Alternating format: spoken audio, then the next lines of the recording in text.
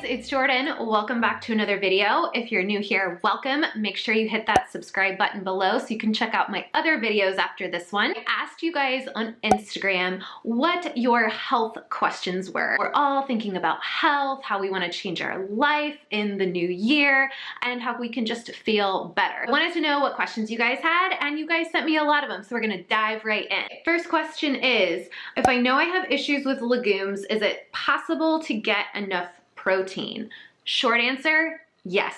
It is. A lot of people do struggle with digesting legumes and different beans. So if that's what you're talking about, you know, you kind of want to avoid those digestive issues that you get. Two options that I have. Number one, because I think beans and legumes are so important and so healthy, I would say try a digestive enzyme before you consume them, and just consume them in small amounts. So maybe just a quarter cup or a third of a cup of beans or legumes at a time, and add a digestive enzyme right before you are about to eat those foods. These just help break down the sugars called oligosaccharides in the beans and legumes so that you don't get as much of that digestive discomfort or bloating that you would normally get. If you're avoiding legumes and beans completely, like you don't want them at all, what you're gonna have to do is up your intake of nuts and seeds and whole grains, other foods that have protein in them. If you saw my health habits video last week, then you'll know that I have a protein shake every morning that I've been absolutely loving. Finding a really good pea protein powder that you really like. You don't have to put it into a shake. You can add the protein into oatmeal, into your cereal, into your plant-based yogurt. Track your meals for a day or a few days. Your food intake into an app like Chronometer, because it not only tracks your calories, but it also tracks your macro and micronutrients.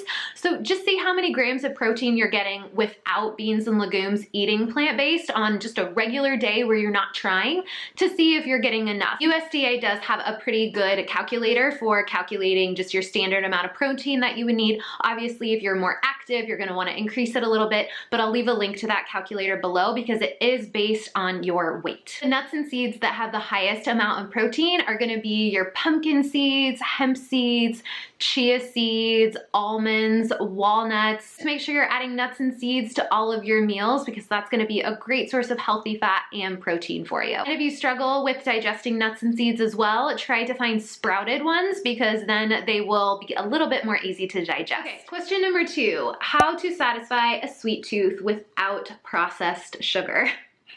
Yes, we all have a sweet tooth, don't we? You really want to tune in and figure out where this craving is coming from. I'll do another video solely dedicated to cravings, but it's super important to tune in with yourself and say, why am I craving this?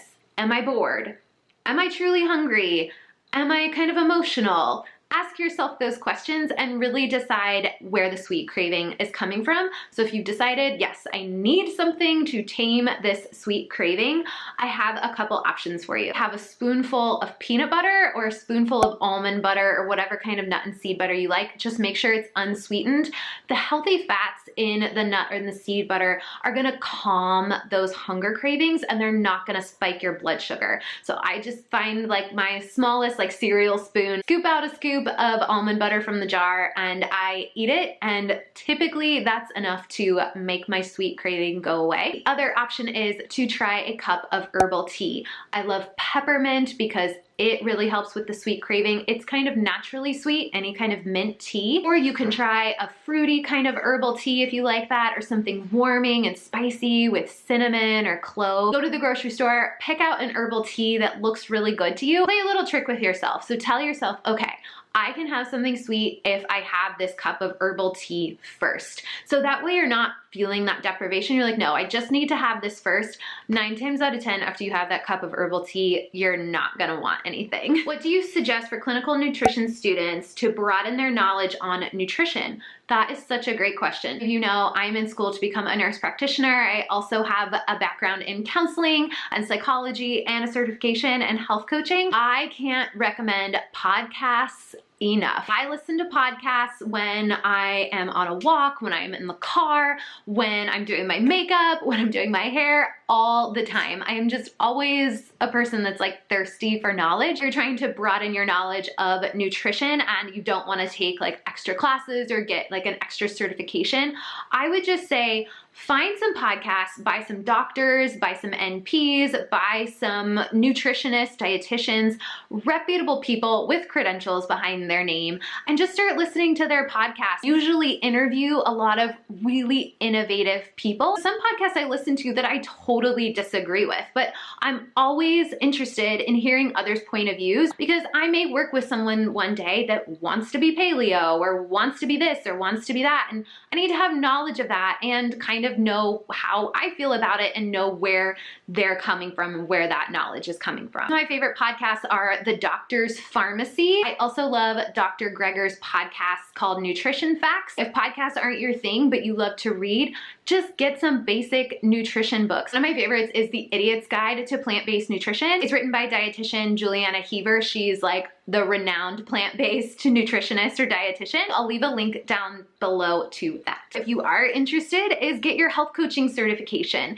And I got mine through the Institute for Integrative Nutrition. It's a 9-month program, all online, all accredited. I'll leave a link for that down below as well. Moving right along, what about dealing with PCOS and tofu? I love tofu. Oh, thank you. I love tofu too, but I know lots of people don't. Without getting diving into the research too much, the jury is kind of out, I guess. I read studies sometimes that say it's fine. People in Asia have tofu all the time and they have the lowest rates of chronic illness.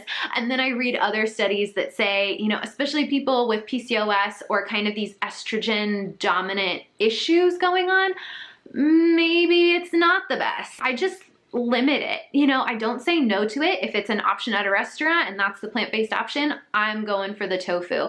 And if I'm ever craving a tofu scramble or something, I have it, but it's not something that I consume weekly, daily, on a regular basis. What I go for as far as soy products are fermented soy products. Tempeh, miso, and gluten-free tamari, or a soy sauce. Also, if you find that you eat tofu and you have no negative reactions to it, have it. I mean, some people have it and they hate it. They feel like they break out. They get all these horrible symptoms. Of course, don't consume it then. But again, we're all different. We all have a different genetic code, different environmental factors coming in. So if you find that you love it and you thrive on it, go for it. If you do have PCOS or some other kind of hormonal imbalance, I would say take it out of your diet for a month or so and see if any of your symptoms improve, if they stay the same, if they get worse. Consider yourself a human guinea pig and really give it a try. Okay, best types of snacks, low carb. Love a Granny Smith apple with raw almond butter. That's a delicious one. I also love nuts and seeds, salted, roasted pistachios as a snack. Also love Jill's crackers or flackers. So they're basically crackers made from flax seeds. So I'll leave links to those down below, but those are a great store-bought option if you want a snack that's salty and crunchy and sweet, but doesn't have as much carb content in them. So those are gonna be a lot more fibrous and a lot more full of protein and healthy fats. I want to eat more whole foods plant-based, but with the most minimal amount of time cooking. I feel you. So I happen to love to cook, but I know that not everybody does, and there are still nights where I come home and cooking sounds horrible.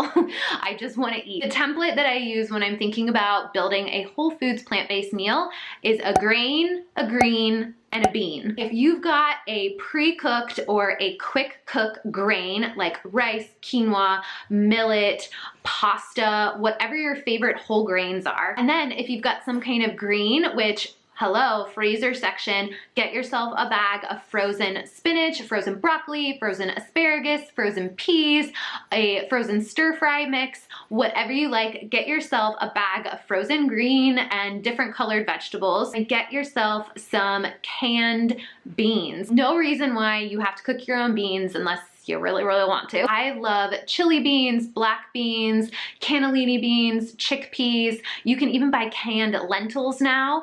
So once you have those three components, then you're gonna add in some sauces, like a good marinara sauce, soy sauce or gluten-free tamari sauce.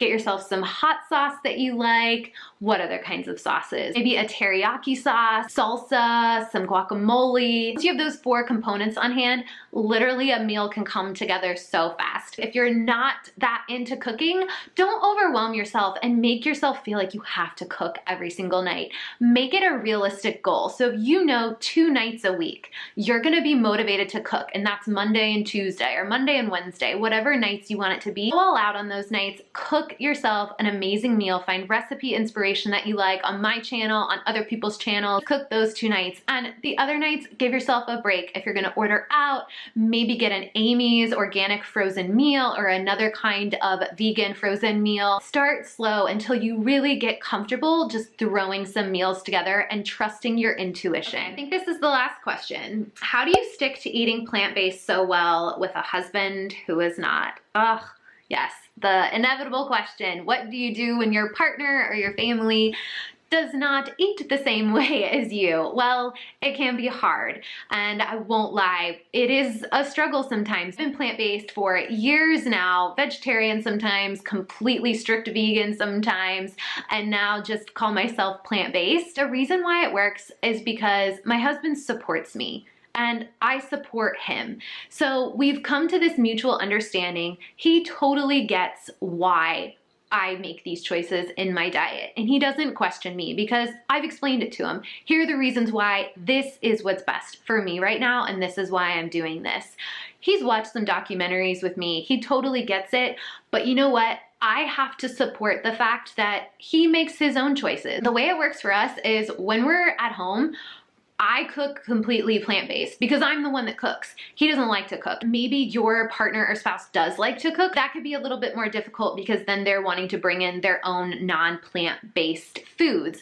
And you know, you just have to decide for yourself, are you okay with that? You can still stick to your own morals and values and your diet and still live in harmony with other people. It is possible. Same compassion that I have for my health, for the environment, for the animals, I also have to extend that compassion to my husband and to my family. You know, I support them, I love them. I know that I'm making this choice for me, and I know I'm making a difference regardless of other people's choices. So I think once you get your mindset that way, it can really be helpful. I know when you're a brand new plant-based or brand new vegan or brand new vegetarian, when you have all this knowledge about what goes on and you're so motivated to do it yourself, it's heartbreaking or frustrating when other people aren't aware or they aren't wanting to do the same thing.